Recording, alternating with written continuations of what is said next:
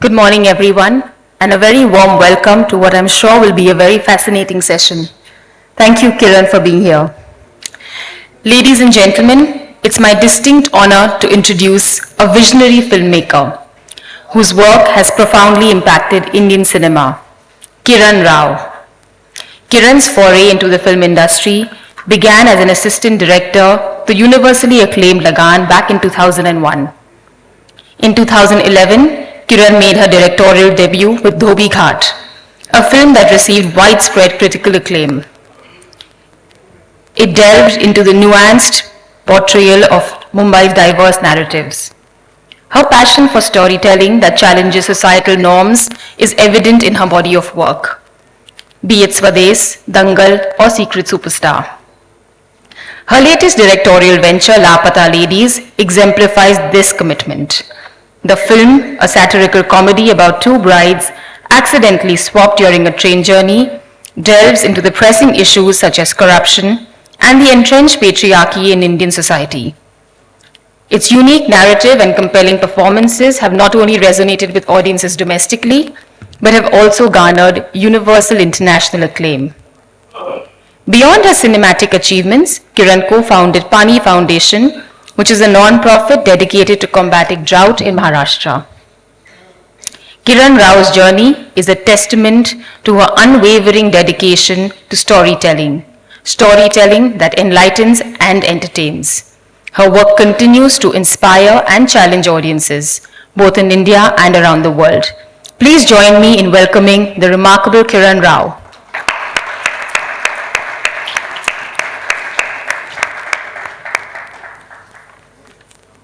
Before we get into a quick question-answer session, Kiran, can I ask you to speak a little bit about your journey?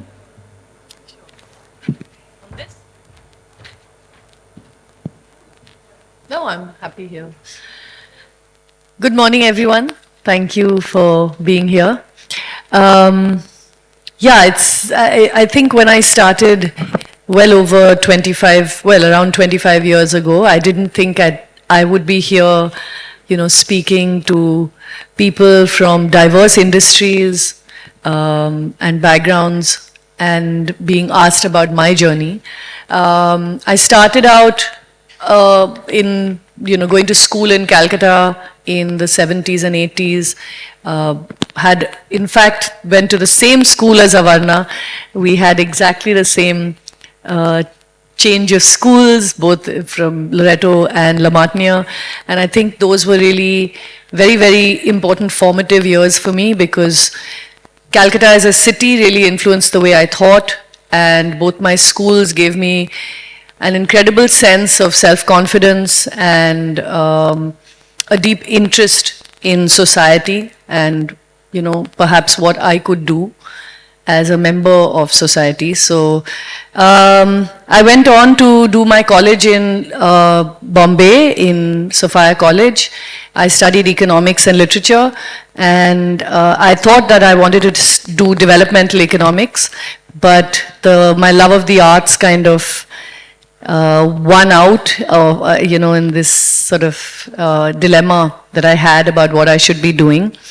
And I was fortunate enough to get a placement here at the Mass Communication Research Center in Delhi. I did my master's in mass communication, and then, of course, having studied film there, I felt I should come back to Bombay, which I really loved studying in college, and decided that I would join the film industry, having no idea how it worked at all.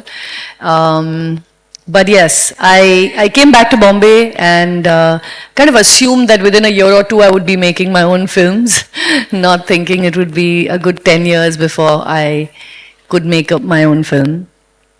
Worked then as an AD in advertising. My first film was Lagan. In the same year I did Monsoon Wedding, also as an AD. Did a tiny bit of work in Dil Chahta Hai, went on to work again in advertising, Swades. And then I kind of started working with Amir at Amir Khan Productions, and we worked on Tare Zameen Par and, everything thereafter. And then I started work on my own film in 2008. Tell me, Kiran, you've had this incredible journey, and almost every film that you've named, that you've worked on, had some sort of societal messaging.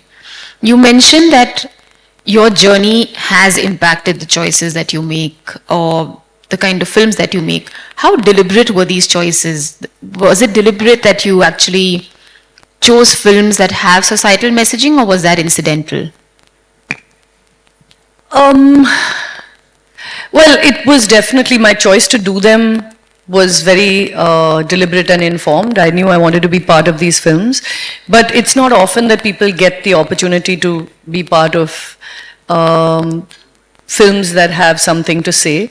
I guess it was a combination of good fortune and also then, sort of trying to make the right sorts of connections and build the right sorts of relationships within the industry, because the Hindi film industry, as is I'm sure every industry in this country, is very diverse, and you can really choose the people that you want to work with, and if you work hard enough and prove yourself, you will be able to find a foothold amongst those people or those companies. And I think it's a combination of good fortune and then of course choice. I think that's very modest, the fact that you're putting a lot of this up to good fortune. It is. No, I feel everything in life is that in a country where you have to be incredibly privileged to have the kind of education that we had. Absolutely. To come from backgrounds where we don't have to worry about food on our tables. That's all good fortune to my mind. So tell me, when you made these choices, I mean, we are sitting in a business chamber. How do you balance the messaging that you want to convey, the kind of casting that you do, the kind of production that you do, with the commercial aspects of the film? Yeah, this is a really interesting question, because in filmmaking, as is in most industries, there are things that really affect what is the perceived box office or the potential box office of a film. And more often than not, the emphasis is put on casting. This is not uncommon, and it's probably logical, because there has been over the 70, 80 years of Indian cinema that certain stars have drawn you to the cinema. And you want to see the next Devanand film, or the Raj Kapoor film, or Dharmendra's film, or Amit Ji's films. So it's something that started with the sort of literally the advent of cinema, and it continues to this day. But there are so many stories there are just only so many stories that the stars can tell at the end of the day, and there are many hundreds and thousands more that they can't possibly be part of, but are good stories. So how do you actually balance that and manage to make a film that people want to see, but don't actually have anyone that they recognize in them? It's a difficult choice, and in this case, I really want to attribute a lot of that credit and the kind of decision which is very risky to Aamir, the producer, Aamir Khan. I wanted not to cast known faces in this film, because I really wanted it to be Lapata Ladies to be very believable, to take you on this journey which sort of was unexpected, which left you guessing. And I think it took a lot of, it would take only a producer like Aamir to say yes to that, because most people would be like, big actors can play any role. Mm-hmm. But it's just that how do you subvert expectations when the actor is so known and you automatically know that this person is going to be fine? You kind of trust that the director is not going to kill them off because they're a big star, right?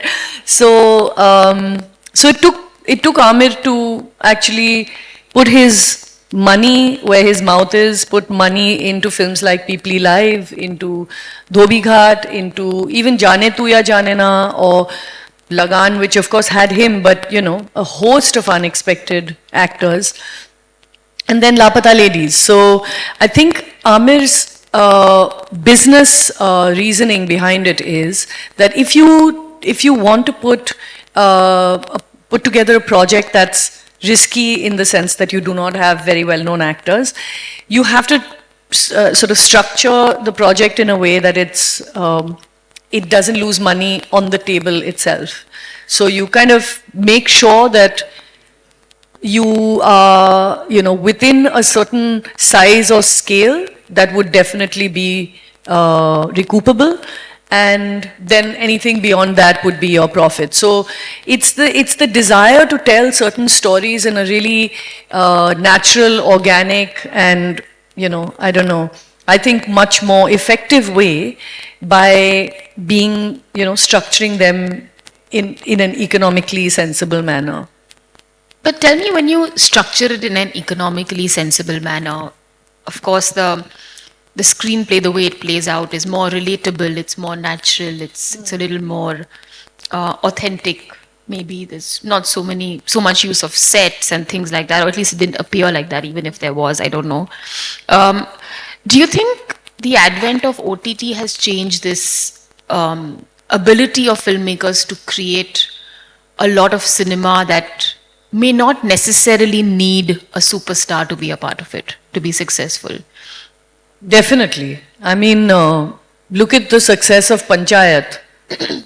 A show like Panchayat, which had, Jitendra in the lead, actors who were otherwise never considered, sort of mainstream stars, but incredibly great actors like Raghubir and Neena ji, these are not shows that you could have, say, imagined back in, I don't know, when we did not have OTT. Of course, we did have television create massive stars right since our soap opera days, but OTT had kind of opened up the possibilities in a way that perhaps film has not been able to do, or has done in a much smaller and maybe even less, successful way. Do you think OTT has already had its heyday? I mean, there was a time, if you look at silver screen or the small TV screen, right, you had the time of the Kyunki Saas Bhi Kabhi Bahu This and the over-dramatic narratives and the visuals.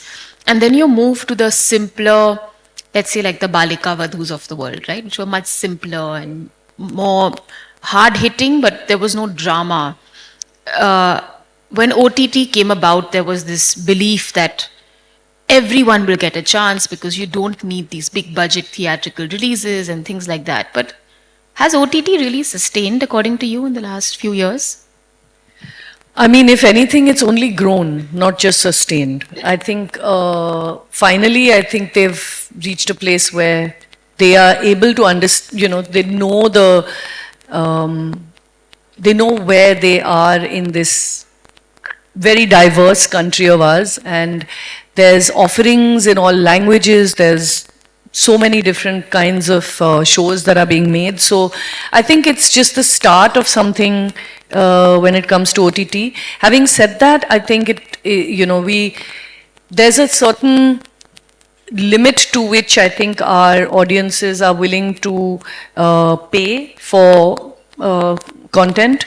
And I think that has also determined how many new shows will be made in a year. I think that has drastically come down. I think that was also because when OTT first came to India, there wasn't enough material on streaming platforms or in the kind of structure that they are accustomed to, 8 episodes, 10 episodes. And so there was a huge flurry of sort of activity and lots of shows being made. But now there are libraries of already created shows, and so I imagine that the quantum and volume of production will reduce. But I think they now have an incredibly strong foothold in India, and it remains to be seen what they do with that foothold, because I think COVID ensured that everybody kind of migrated to their devices and their home TVs to watch new things, and whether it's from India or it's across the world, we've realized, now language is no barrier. People are happy to watch Squid Game and every other language in this country. So OTT is here to stay, and I can only see them go, do more things actually. Tell me, you mentioned in an interview that Lapata Ladies didn't really work that well in theaters, but you got the acclaim or the appreciation that you would have wanted for this film on OTT. Would you consider in the future going straight to OTT to release your films, or would you prefer a theatrical release? When I said it didn't work as well, it was in the context of 100 crore films. So I have to clarify that the film it was a box office success, and it ran for 100 days. Oh wow. And in today's world, 100 days is huge. is a lot. And it was all word of mouth, because we didn't really do the sort of traditional marketing of being on hoardings and doing ads that come during IPL and, that kind of thing. So it was a very, very, very modest marketing budget. And for that, I think running that long can only be word of mouth. Absolutely. And interestingly, in the 100-day run, within the first 8 weeks, it was on Netflix. And I think the film got a lot of love on Netflix, and I think people got to hear about it even more after it came on Netflix.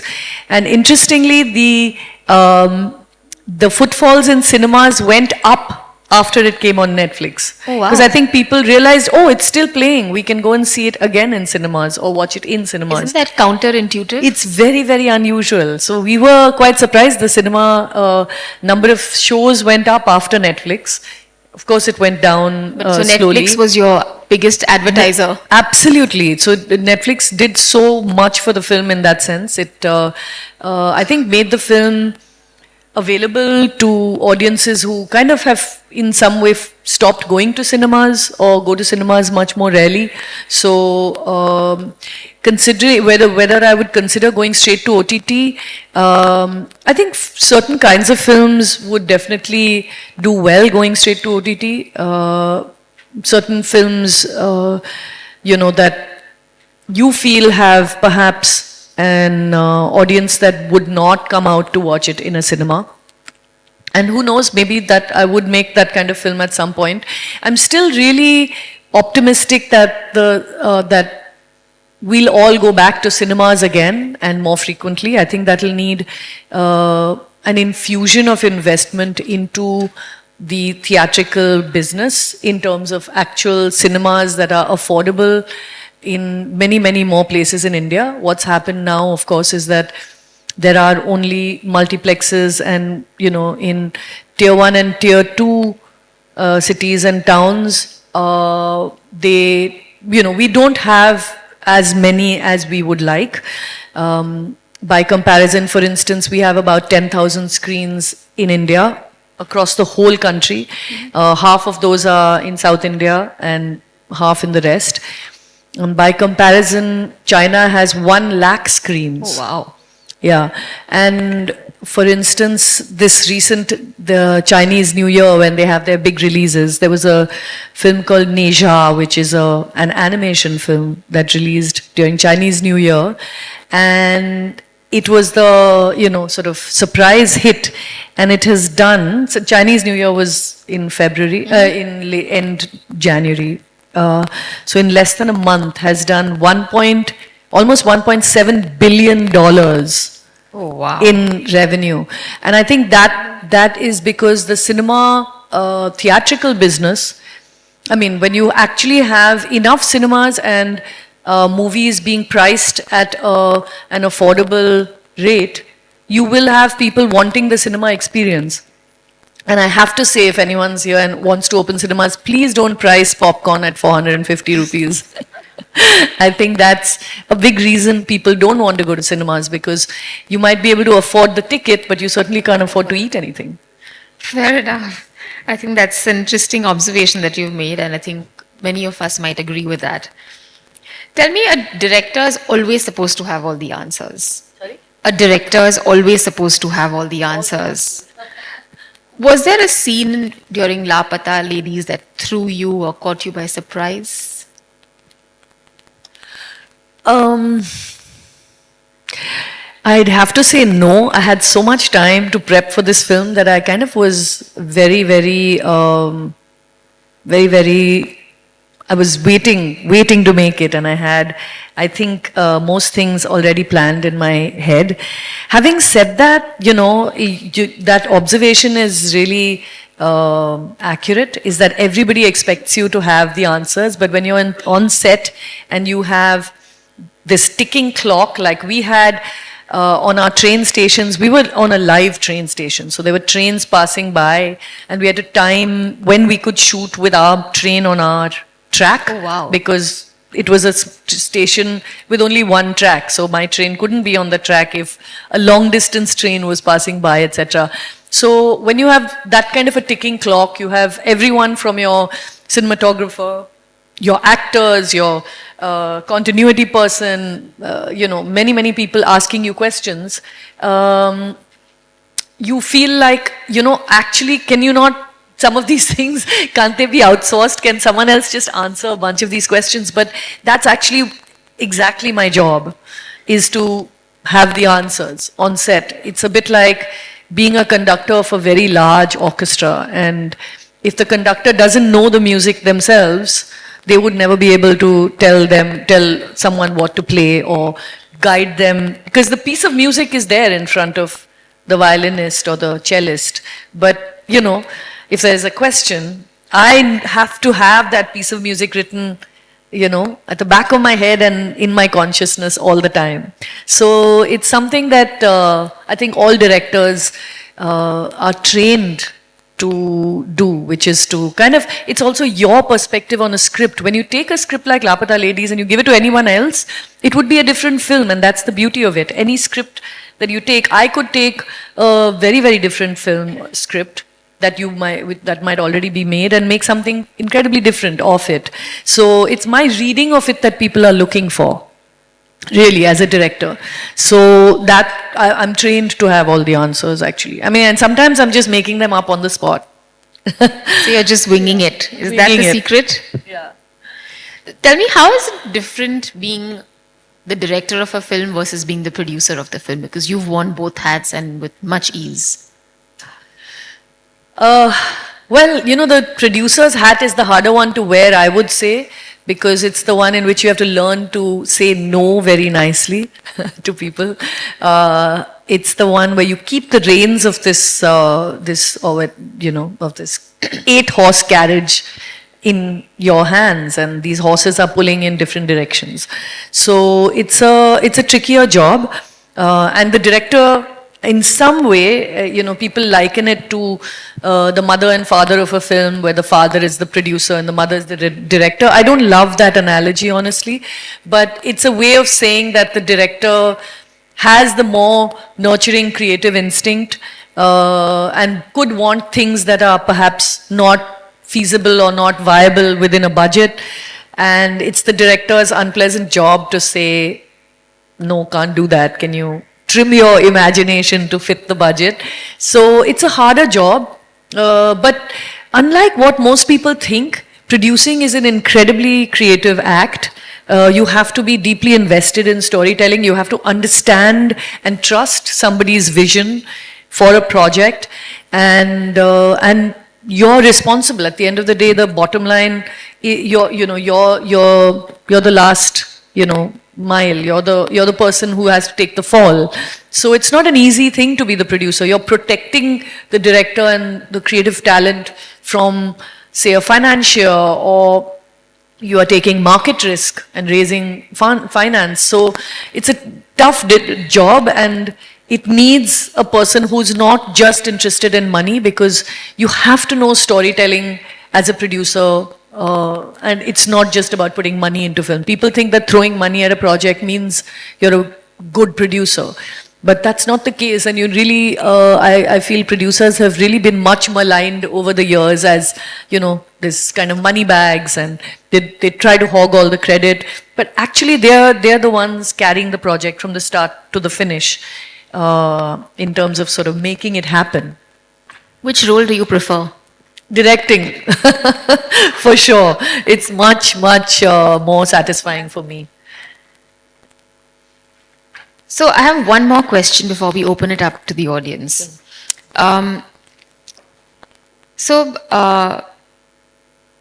in a round table, I think it was Kenneth Branagh who described the director as the creative traffic cop. What are your thoughts on that? Yeah, I mean, it's very similar to, like I said, being the conductor of an orchestra. I prefer that analogy more. But yes, creative traffic cop is exactly it. You're like, yes, this idea works and that doesn't. Filmmaking is probably more than any other industry, one of the most collaborative industries you can have.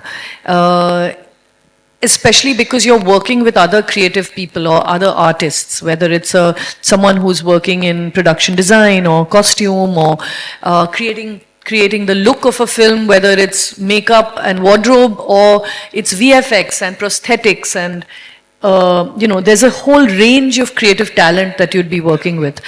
And yet, while you're the director, you have a certain vision that you're getting out of, whether it's your crew or your cast, you're getting what you want out of them.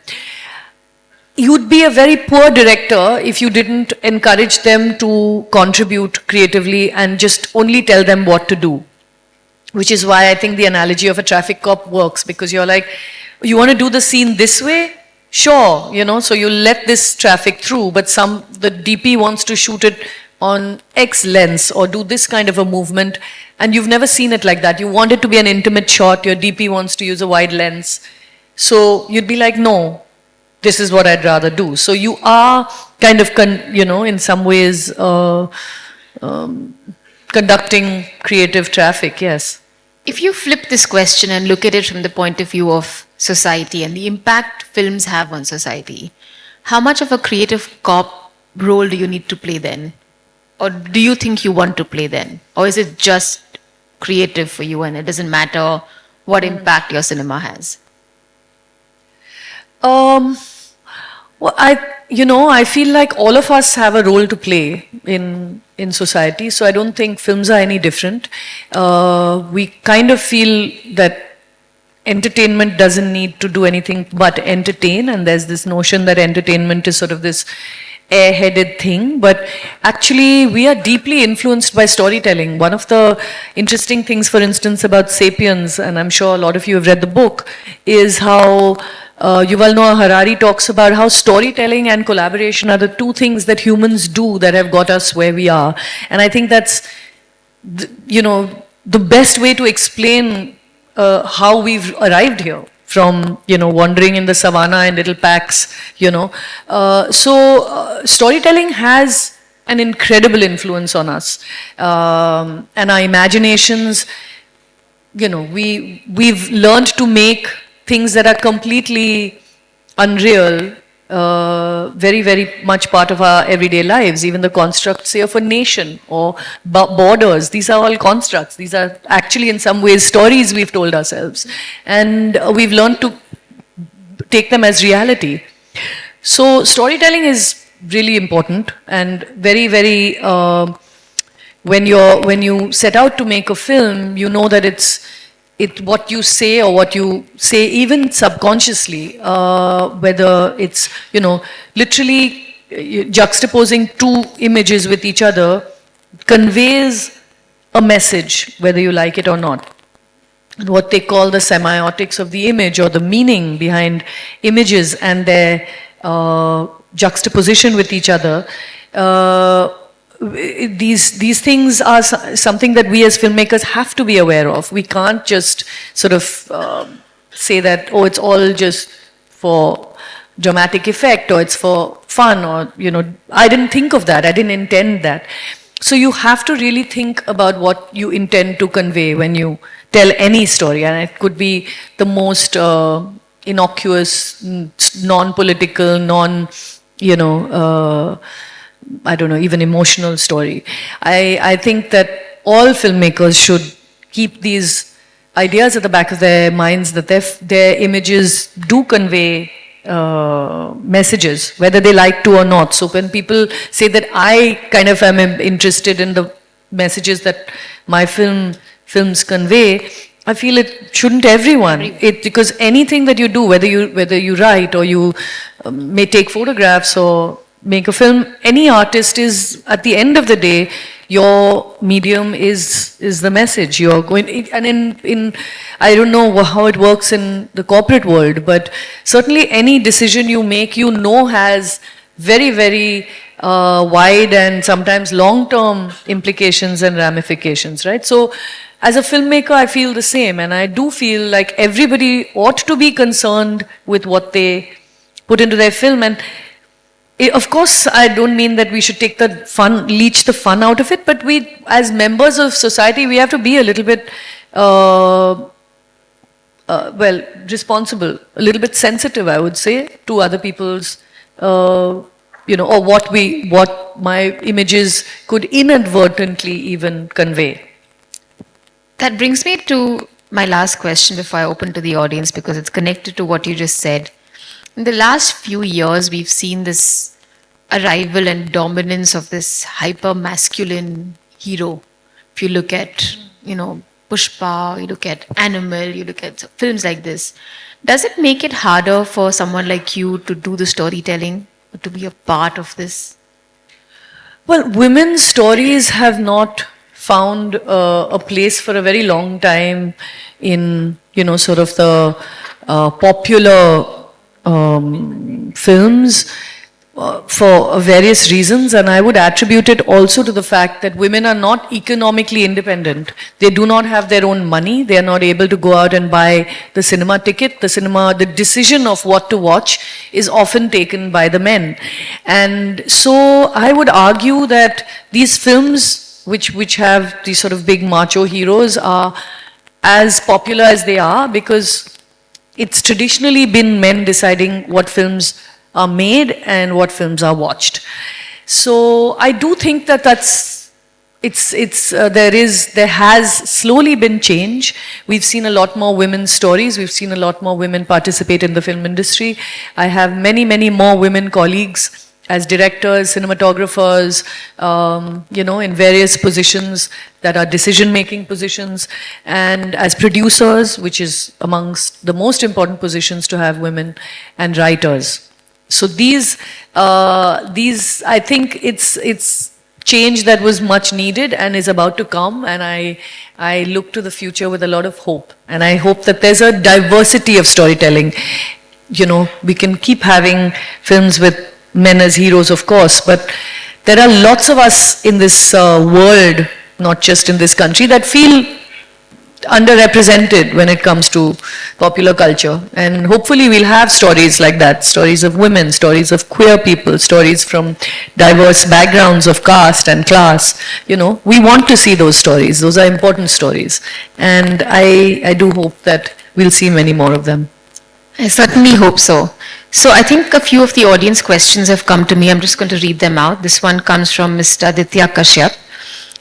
He says, if you look at movies that are pan-Indian, so should they be dubbed in multiple languages or should there be remakes? What are your thoughts? They should be dubbed or? Remade. That's an interesting question. I mean, I'm really delighted that we have such healthy and sort of robust film industries in so many different languages in this country. We really should be proud of this.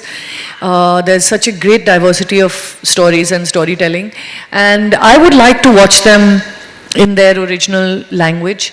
I, of course, prefer subtitled films to dubbing, but there are lots of people who prefer dubs. So, I mean, of course, today the option exists of dubbing and releasing films in, say, Hindi or whatever other language.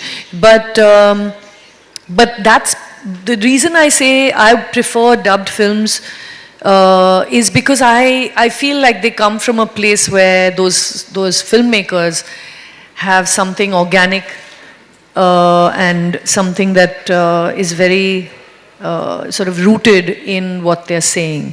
So I would like to hear it and see it the way it was intended. At the same time, of course, lots of films have been remade incredibly well, because we've also seen how, say, a Macbeth can be made for several hundred years and not be stale. So stories can be sort of taken and adapted to different cultures and languages, and that has its place too. But if the original is good, I would much rather the original first be valued for what it is, either through dubbing or subtitling. That's fascinating. I don't know what everyone thinks here, but there's a distinct divide, I think, between subtitle preference and dubbed preference. Some people just can't read the subtitles, they find it distracting. They're not able to concentrate on the visual. Yeah, it's called the 1 inch barrier in the film world, because it's that 1 inch that prevents you from actually wanting to watch the film, because it's a different language and you have to read it. But I think so many audiences got past that 1 inch barrier thanks to COVID. That is true. Everybody is watching things in different languages now. Also, I think people in the business world are very accustomed to reading many kinds of tickers on the television And the fine print. exactly. So I don't think that that's that much of a barrier anymore. So the next question I have, and before I go into this question, if anyone has questions, please feel to write and send them in. I think they're collecting the questions. The next question is, how has AI changed or disrupted organic filmmaking? And yes, how has AI changed or disrupted organic filmmaking? I think the change is only just begun. We'll only know how much disruption AI will create in a few years down the line. Certainly, there's certain tasks that AI will do much better than we can, and they will be incredibly, because, as you know, films are extremely long in their gestation. Films like, for instance, Lapata Ladies, we started working on it in 2019 and we released it in 2024. Is that the normal time taken for a film? Well, COVID came in between, so that was one of the reasons it took a couple of years longer than it ought to have. But 2 or 3 years is quite common for any film. From inception to release, it's very common. Especially if you're taking trouble to make a good film. But yeah, it's, I think what AI will do, we will only see a few years down the line. It's processes that AI will take over for us, that will change the way we structure certain departments within the filmmaking industry. But I think, I like to believe that as humans we possibly understand our own struggles and challenges better than machines can at this stage. Possibly at some point machines will achieve the ability, we've seen that in stray cases, but the ability to, sort of write poetry or create poetic images, because at the end of the day, they are mining all of human intelligence to give you that one image. So they're taking writing from when writing first was invented to the present day to create it. So they have a huge advantage over any single human. But I think, humans understand other humans very well, and I think that it'll be a long, long time, I'm hoping, before we ourselves are completely redundant in the filmmaking process. Do you know of, or have you ever used AI to rewrite a scene or a part of the script yet? Not yet, no. Do you I know? use AI, I use, AI to write my emails a lot, but not yet scripts. Okay. No. The next question we have is, for making a movie like Lapata Ladies, how much rural immersion was required because you grew up in cities? How much human? Rural immersion was required because you grew up in cities. Yes, yeah. I did grow up in Calcutta, but I had my family in Bangalore and Mysore, and we did the annual pilgrimage during the summer holidays to my grandmother's house, and that meant going by second-class train, the Coromandel Express, across some of the most picturesque landscapes of India, passing villages and, stopping at tiny little stations. And I mean, you learn so much through observation, and I credit, my very, very middle class background for that. But also, we all came from villages. I've been to I've been to villages as a result of going to see the family house of various cousins, etc. As a child in Calcutta growing up in school, we were taken on school trips, Girl Guides trips to Jhargram and other such villages. And I think because we all actually, somewhere at the back of our minds, have that exposure, at least I did, to rural life. It wasn't something that I didn't already know or have some experience of. Having said that, of course it required immersion, it required research, it required appreciation of a kind of life that I myself have not had. It was actually the best time. The research time of any film is the most fun. And I knew I wanted to create a village that was kind of not very, we created our own state, right? We created a state called Nirmal Pradesh because we didn't want to be, inauthentic in any way when it came to representing this family or this village. So I was free really to create my own little village subculture. And then when I was researching villages and, the sort of visual beauty of some of these villages, it was the really eye-opening and one of the best journeys. I had a wonderful production designer called Vikram Singh, and we did extensive recce's across Madhya Pradesh and Maharashtra, and had, again, good fortune of being able to visit many, many villages before we made the film. And yeah, I think that somewhere at the back of my head, I think there is, the memory of where I must have come from at some point before I became a city girl many generations ago that I tapped into. That's fascinating. So another question that we have from the audience is, do you think that the re-release of old films is significantly hampering the growth of new films? Very interesting question. I don't know, I think, it's a time when, like I was saying earlier, our theatrical business is struggling. We haven't done very well in the last, I suppose the business naturally contracted during COVID, and then everybody was looking to arrive at pre-COVID levels. But what has happened is our audiences have found exactly what they like to watch on OTT. And sometimes exactly what they like to watch comes to a cinema, and it's an old film that they have watched or have heard of, and they want to watch it again. And they'd much rather take the chance of watching something that in some way is, guarantee of satisfaction than something new and you don't know where it's going to go. I think in that sense, re-releases have taken away some business, but they oughtn't to, because there is, there is so many cinemas going empty that it's not possible that, a re-release of a film should necessarily impact a new film. It has to be because people have chosen not to watch the film. It's not anything else. And most people are influenced by a trailer or promotional material that they've seen and are not particularly keen to test or try. I know, for instance, you wouldn't believe that a festival of the German master Wim Wenders, which I think happened also in Delhi and was currently in Delhi till yesterday, I know. They showed a series of his films in Mumbai at Regal Cinema, which is a 1,000-seater cinema.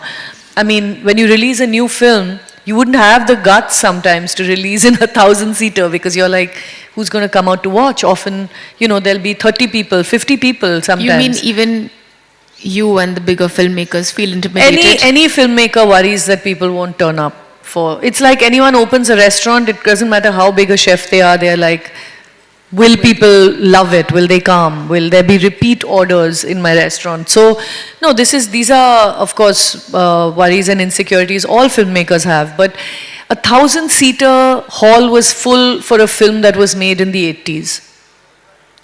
Wow. Or Akira, this Japanese film again from the 80s. I got the last 2 tickets to see it, and it was a packed cinema of 350 people.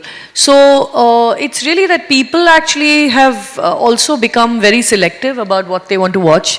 Time is, very, very important to people. They don't want to, and money of course is. So it is, I would say, we're dealing with an audience now that is in many ways evolved, has their own, sort of likes and dislikes. So yeah, it is a challenge. So I'm going to ask this question. This is from a lady in the audience, and the reason I'm going to ask it is, you mentioned you've seen over the last few years that there has been an advent or a larger role that women have played in film production in different parts of making a film. And her question is that she's recently become a new mother. So how have you balanced your family, your career, and all of that? And you're a mother as well. So how have you done this successfully? Oh, thank you for that question. How do you overcome mom guilt? Mom guilt.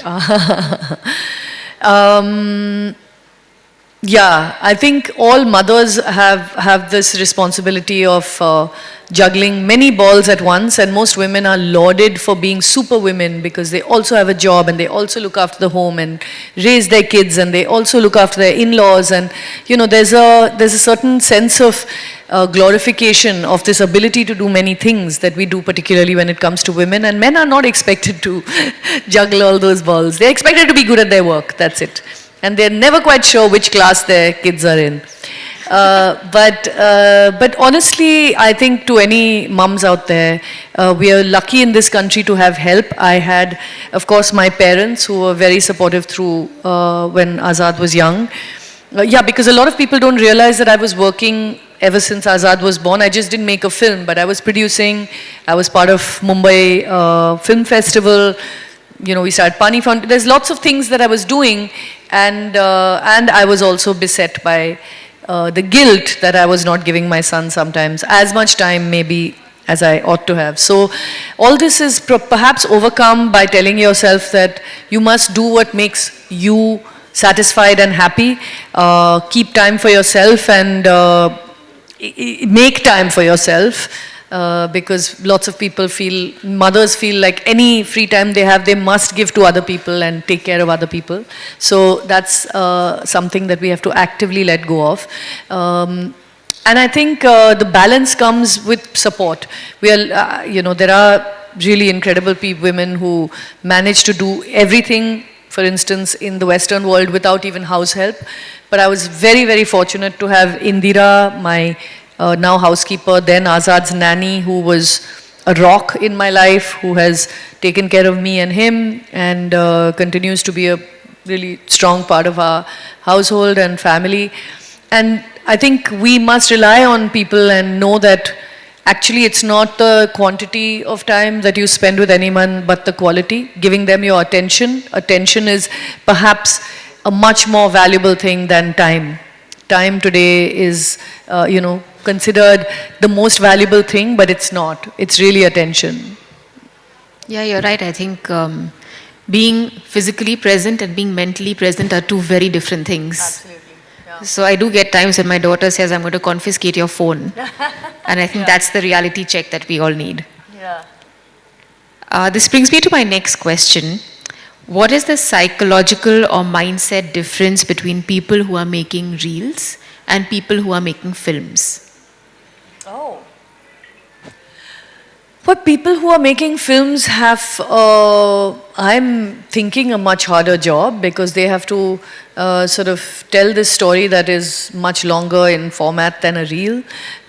They have to spend a great deal of money and work with a great deal more people than perhaps anyone who's making a reel does. The instinct is perhaps the same to tell a story, but the two formats are so vastly different, and I would argue artistically they're so much more different pieces of work that they literally can't be compared. It's Reels, I don't know the length. They have to be like less than a 90 couple seconds, of 90, maybe? yeah, 90 less seconds. couple of minutes maybe. Are hugely effective, but they are designed for the attention deficit that we all have. They need to keep you from that constant scroll. So they're designed in a completely different way. Isn't it fascinating that we're talking about attention deficit and how many of us are doom scrolling, and I can see people in the room doing that as well. But at the same time, we go for a 3-hour movie and sit through it from beginning to end. Exactly. Do you So think- that's the difference. Do you because think humans compartmentalize, or is it just this art of storytelling with Yeah. a nuanced way? Absolutely, it's the art of storytelling, and it's how you engage your audience. What is the story you're talking about? How much do people feel involved with the characters or your story? And that, if a good filmmaker can, sort of, like you said, keep your attention for 3 hours. It's a testament to how good a storyteller they are, especially in today's day and age. Today we've reached a place where you check the runtime of a film before watching it. You're like, 3 hours, no, 2.5 I can manage, or I could do maybe only a 90-minute film today. That's the reality of our lives. So someone who's able to do that, to make you sort of be immersed in a world for longer than 90 seconds, I imagine, has earned their stripes as a filmmaker. Okay, the next question, I'm going to ask it. I'm not sure I understand it. It says, how important is the female gaze in filmmaking?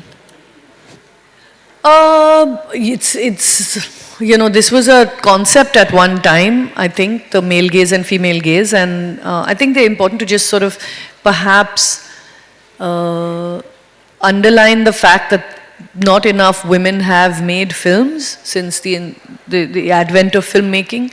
So I guess when we say female gaze, it means just a way of telling stories that have nuanced and complex female characters that look at women beyond the lens of just a romantic co-star. And I think that it's incredibly important to have many more such, have that gaze more and more in films. Yes, I'm sure we all want to see more interesting female characters. What is your thought on the recently, the film that's sort of making waves on social media at least, Mrs.? What is my view? Yeah, what is your thought? I mean, there are two aspects to it. One is the people who are lauding this portrayal of what is probably very natural in a lot of Indian households. And there is one segment that is refuting it, saying it's a very poor representation of males. Oh, is that right? That's what I read recently. So I'm wondering what your thoughts are on this. I mean, honestly, I haven't picked up on this debate yet, so I should figure out. But it's a remake of a very wonderful film in Malayalam called The Great Indian Kitchen, and I've seen The Great Indian Kitchen. I have not seen Mrs. yet. The trailer looked lovely, and I was interested to watch it. And Aarti Kadav, who's the filmmaker, is a really thoughtful filmmaker. So I can't imagine that she would sort of misrepresent men. I'm surprised to hear it, but It's something I read recently. I read it last night, in fact, and I was very intrigued because what you see seems to be a very real representation. May not be of entire Indian society, but a significant part for sure. I think filmmakers are also held up to a standard of trying to, a film can't tick every box, honestly. When you're trying to tell a story, you're telling a story with a view to convey something, and you might be, for instance, talking of, the film might be about a serial killer, which is not to say that society is filled with serial killers. But is it an interesting story? Does it speak to some of the issues we have as a society? Those are the things that we should look at and hold a filmmaker responsible for. Not so much, are all men like this or all women like this, So which is which is what I would say with any film. Like, that if it's a complex, interesting character, even if it's a flawed character, it's important to represent that type of character as well. I guess none of us are perfect, right? Yeah. We all have flaws, so if we represent a character like that, it's only natural. So this question comes from Mr. Sham Rathore. He says, all the movies you took had a unique thought and message to society and helped in breaking stereotypes. How do you feel more such movies should come and decentralize content? Interesting question, because we have such a diverse, and complicated, culturally diverse and socially and economically complex country. I feel there is definitely room to decentralize storytelling. And there are so many issues, for instance, in a part of the country that we may never have a connection with or be able to visit, that would also appeal to us.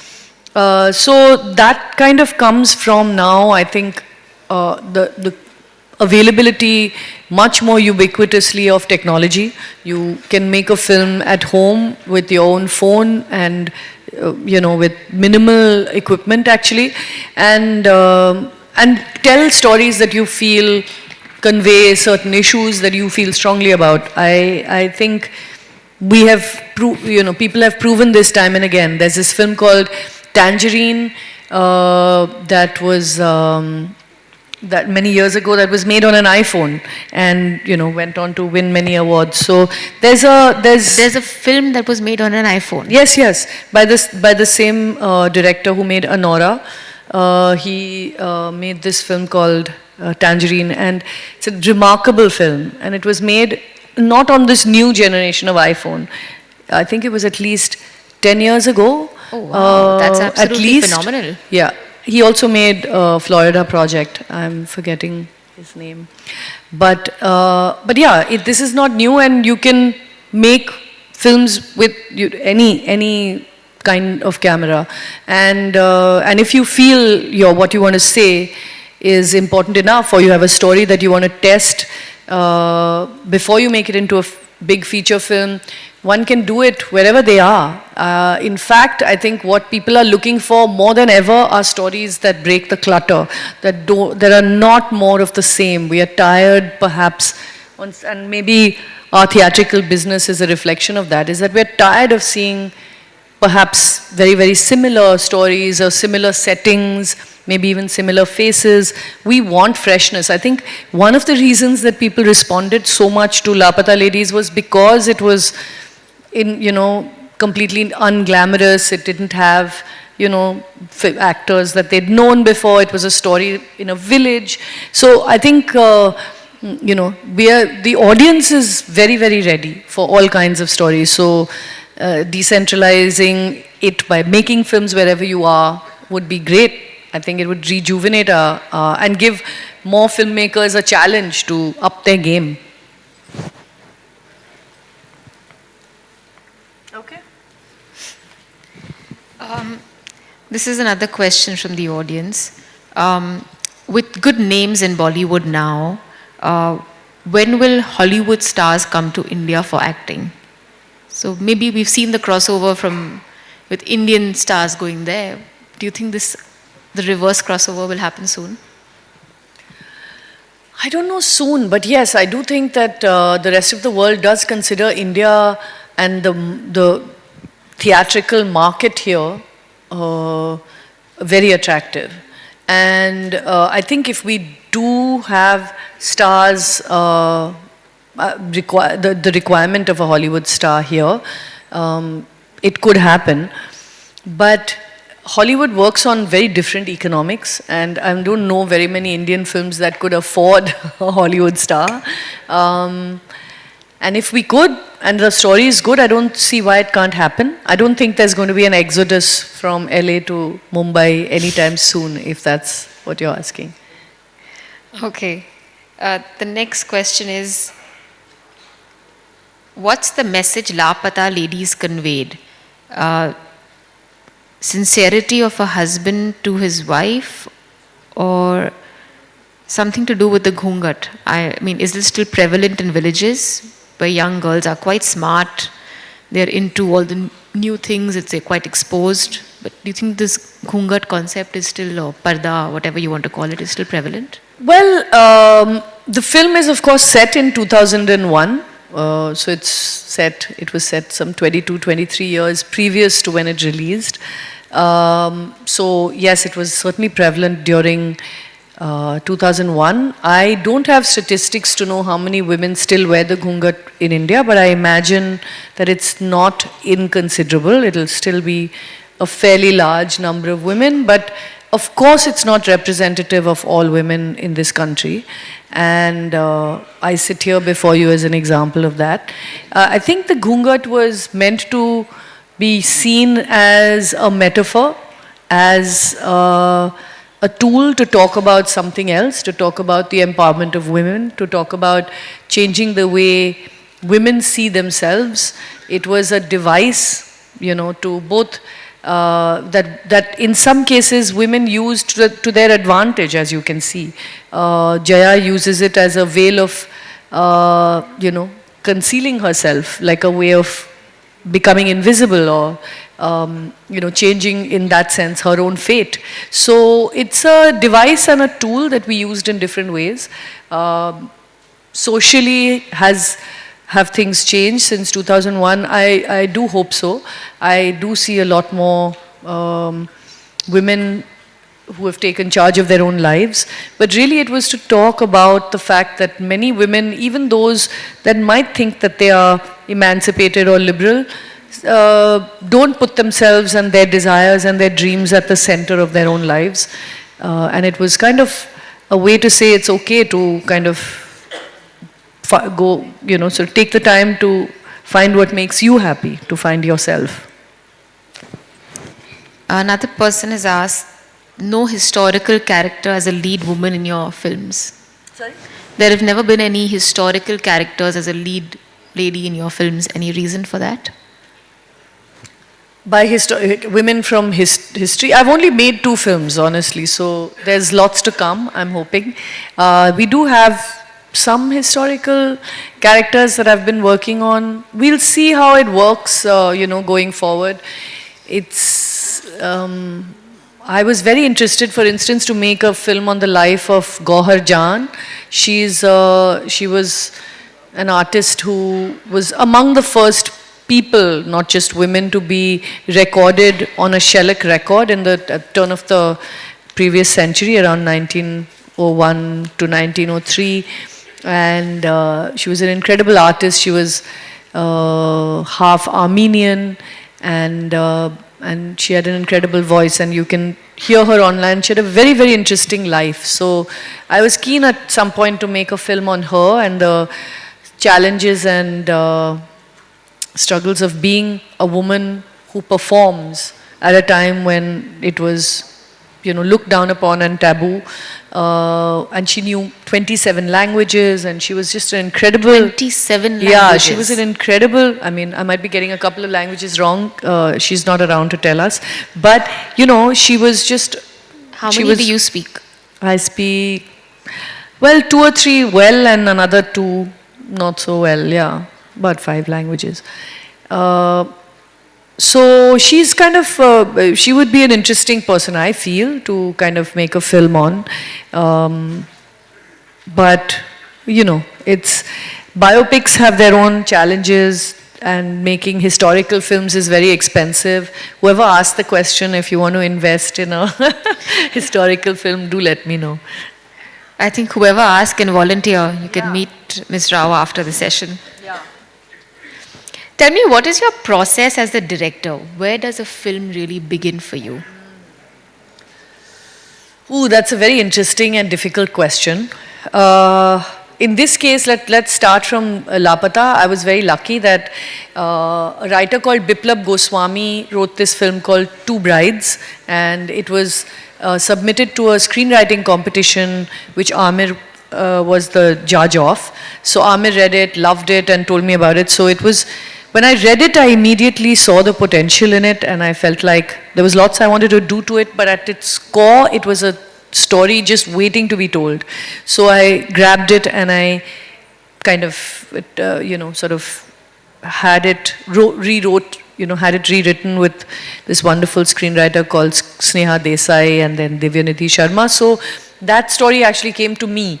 But my previous film, Dhobi Ghat, was, when you think of what was the idea, I think the idea came from years of sort of living in Bombay and sort of observing life in the city and how different people from different backgrounds, sort of lived in such close proximity and how they affected each other and what actually made this kind of rich tapestry of this urban megalopolis. And I felt very interested in that. And I wanted to represent all these different lives and how they were intertwined in one story. The next film I'm writing is something that is driven by another interest, a story that's another very interesting kind of something that I'm a bit obsessed with. So that is now kind of a supernatural film that I want to make next. So these usually stories start for me with the combination of an issue or something that's bothering me or something that I feel strongly about, but connected most often with a character and a place. So these things usually coalesce into an idea, and then you kind of, the idea changes. Sometimes you realize you're obsessed with very similar things over time. Women in search of themselves is a common theme for me in Dhobi Ghat and in Lapata Ladies. And in the next one also there's a woman at the center. So, I guess you go back to certain themes, but broadly I think it's my stories start with something that I feel very strongly about. You mentioned your next, whatever piece you're working on has to do with something supernatural. And so far, whatever you've done has been very, very natural and authentic. What's made this change for you? I'm kind of, I feel like this story would be best told in this more fantastical, it's more folk tale, fairy tale, a scary fairy tale. And most fairy tales you realize are quite scary and have a grim moral at the end of them. But this genre would suit this story best, I think. That's the reason I'm doing it. You mean something like what Paheli was, something on those lines? Yeah, I would say a bit like Pan's Labyrinth, or Stranger Things. I'm sure a lot of people have seen the show. A bit like that. Yeah. Fascinating. I think we can't really wait for your next. Is this going to be a directorial or a Yes, yeah. Directorial. Oh, wow. Yeah. And do we know when? Well, we are writing it. Hopefully, we'll shoot it sometime next year. But yeah, we are in the midst of writing and developing it. How do you find your stories? Like, I mean, you said how you get inspired, but is it a story that you always write, or you find a good story and then you go with it, or what is it? Yeah, again, in different cases, it's different. But in this, for instance, the case of the supernatural film, the story and the structure I already had at the back of my head, broadly what was going to happen. But it changes as you're writing it. Often dramatically you need to do something different. And I've also now got a co-writer on board who's going to be hopefully writing the screenplay, who's taken the story and worked with me to kind of begin writing the screenplay of it. So it's in different films it's very different. On Lapata, we already had a great screenplay in Two Brides, but when we brought Sneha on, I knew what I wanted to change about it, and then Sneha and I discussed that, and then she wrote and I gave feedback, but largely Sneha did all the writing. I didn't write a single word, but in some ways I was involved with the writing. So in different projects it's different. That's very fascinating. I think we've had a very, very enriching session. Thank you so much, Kiran. I think it's been absolutely wonderful.